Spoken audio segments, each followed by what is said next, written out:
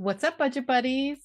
Even though I'm not considered low income, I am definitely on the low end of the middle class. So I do know how to make a dollar stretch. It's Kim. Welcome to Debt to None. If I'm getting paid $15 an hour and I'm working full time, 40 hours a week, how would I make my budget? I want to know the answer to that question because number one, I do want to help anyone out there that is struggling, with their budget, that someone that doesn't make that much money, how should they budget their low income? Also, you never know what life throws at you. You saw that I lost my income last year. Anything could happen to my husband. I want to be prepared for basically the worst. If I had to live on a minimal amount of money, I want to know how to survive. I want to know how to do it.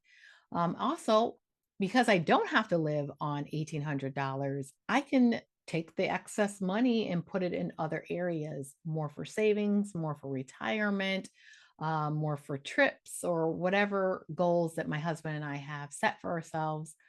I'll have the money to do that. So let's go to the experts. Let's put this budget together and let's see if it's realistic. I bring in from unemployment and my one house cleaning that I do every month or every week, one house a month. I bring in about 1888 on an average month.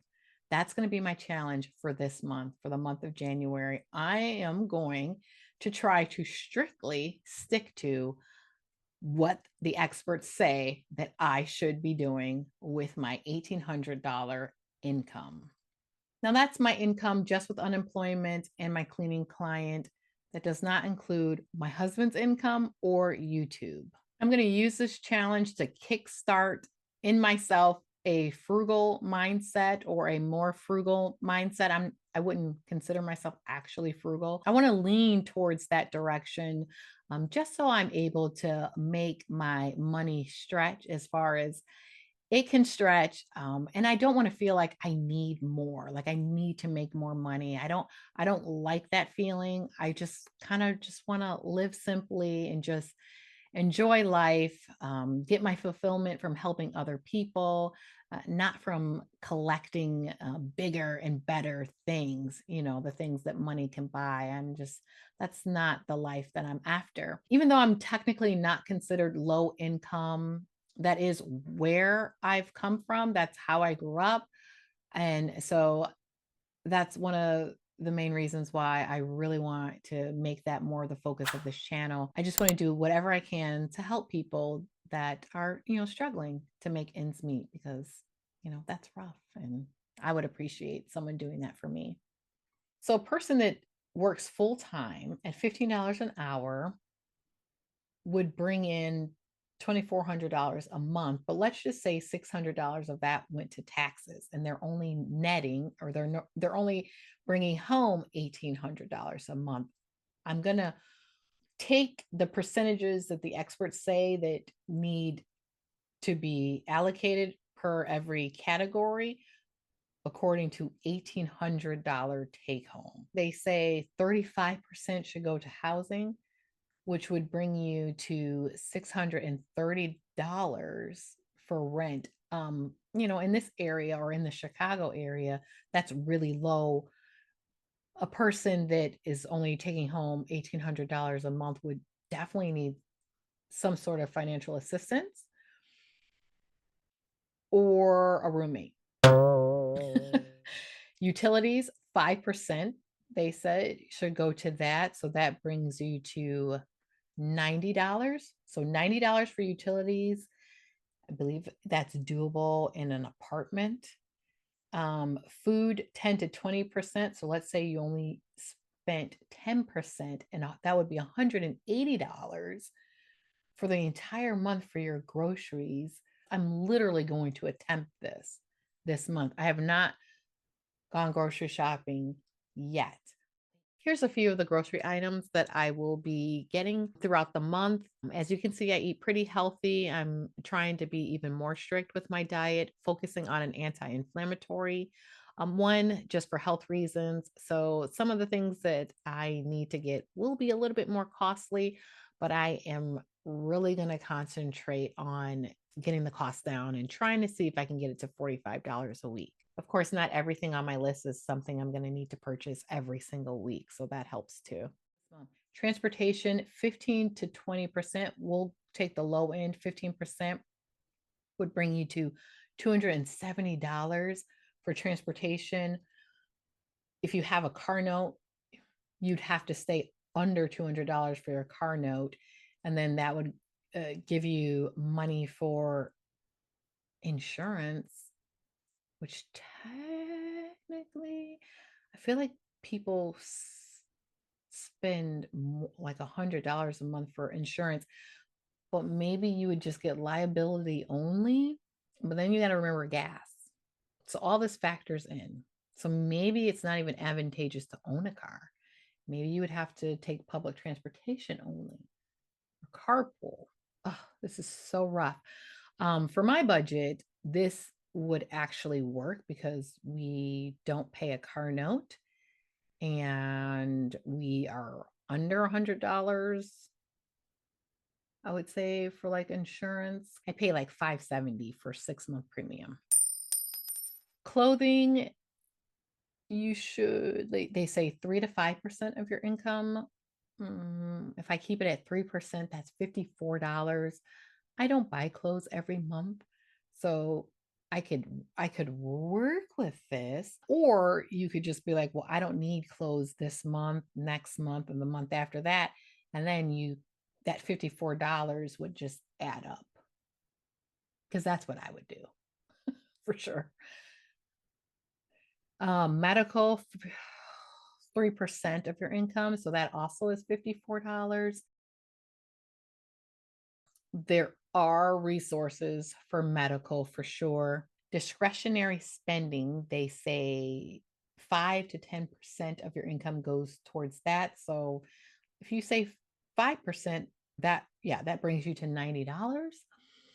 I would be very limited, very cautious with that amount because I love to do no spend months, which means I would cut out all that stuff for at least 1 month. And then that means I could carry over that $90 to the next month. I like to do stuff like that. But I'm not necessarily going to blow the whole amount. You know what I mean? Like I would always be rolling over whatever I didn't spend in this month, roll over into next month. But then I would be trying to challenge myself to see how much I could roll over each month because being on a restrictive, tight budget is uncomfortable.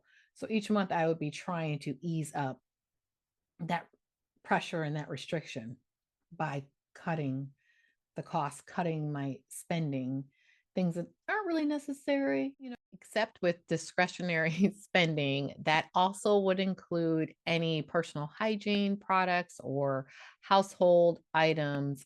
So, of course, probably you're going to have to spend something each month in that area, but I would try to keep it as minimal as possible. And then with savings, they suggest the same 5 to 10%. So if you only were saving 5%, then that's $90 again. That I would leave just like that and throw that $90 into a high yield interest earning account. And then debt payments, 5 to 15% of your income should go towards that. So if I take the 5%, that means $90 to debt payments. I'm already over that amount. So for me, that's not actually realistic. So let's come up with a percentage that's actually realistic to me. But before I do that, I'll tell you the totals of this budget for this person here. They've spent, if they stuck with the percentages that I have, they spent $1,548 of their net income of $1,800. So they are left with an extra $252.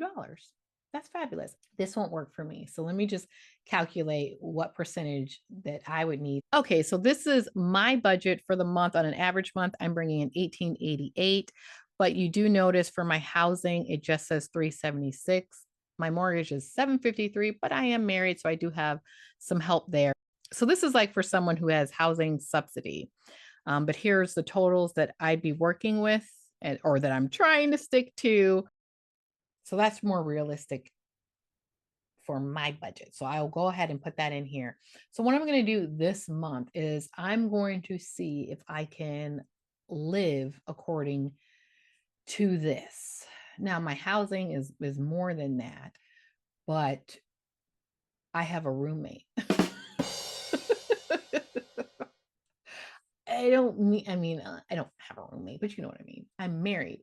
So I will add that if I was paying my mortgage all alone at the $753, I would be spending a total of $1,876 for my budget. So it is possible on this amount of income, but extremely tight, as you can see. I'm going to pretend that's basically like having a roommate. And this is how a person would this is how a person would survive on minimum wage or the wage of $15 an hour.